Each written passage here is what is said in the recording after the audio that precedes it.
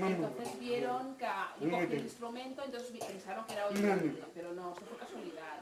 Fue casualidad porque yo realmente era sordo. Entonces mi madre se extrañó mucho. Bueno, finalmente, como les decía, concluyeron que yo era una persona sorda. Mi padre quería que yo me operara, pero en aquella época no existían las operaciones que actualmente existen, como por ejemplo el implante coclear. Y bueno, yo era pequeño, yo seguí con mi transcurso de la vida normal y corriente, fui creciendo y a la edad de 8 años aproximadamente, que bueno, tiene unos antecedentes familiares, viene de padres a hijos, y con los años...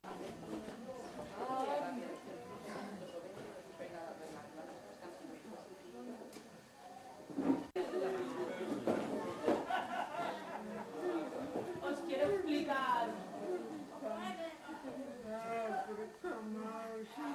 Bueno, a lo mejor tengo algún fallo porque yo hablo en lengua de signos española. Intentaré hablar en lengua de signos catalana. ¿De acuerdo? Yo soy la responsable del departamento de formación.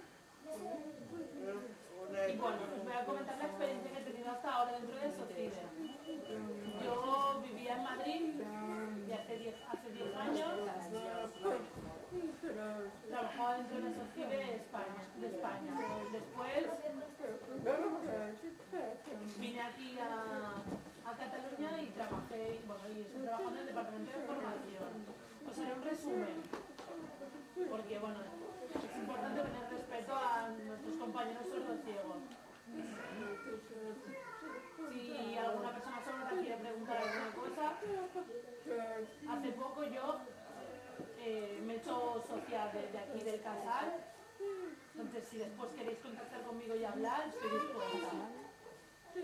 Lo explicaré dentro del departamento de formación qué es lo que hacemos. Las personas sordociegas participan, pero muchas veces la mayoría de personas sordociegas han nacido como vosotros, sordos, pero no se han dado cuenta de que son sordociegas. ¿Cuál es el problema? Que poco a poco van perdiendo campo visual y van perdiendo visión. Igual que Carlos, que tiene síndrome de Usher, igual que yo, que también tengo síndrome de Usher. Muchas veces los sordos, bueno, las personas no lo aceptan, entonces, ¿qué es lo que tenemos que hacer? Pues aprender a hablar en lengua de signos apoyada.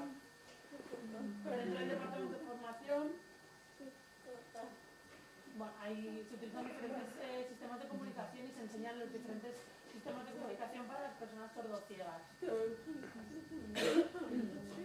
Hay varios sistemas de comunicación, por ejemplo, el dactilológico en la palma de la mano.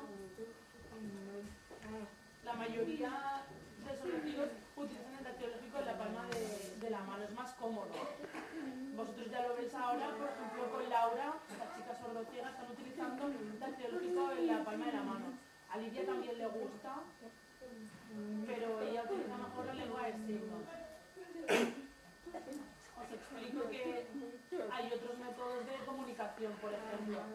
La mayoría de oyentes muchas veces vienen a SOCIDE y se sienten, bueno, tienen una ansiedad y bueno, ven que no oyen, no se pueden comunicar, no saben cómo.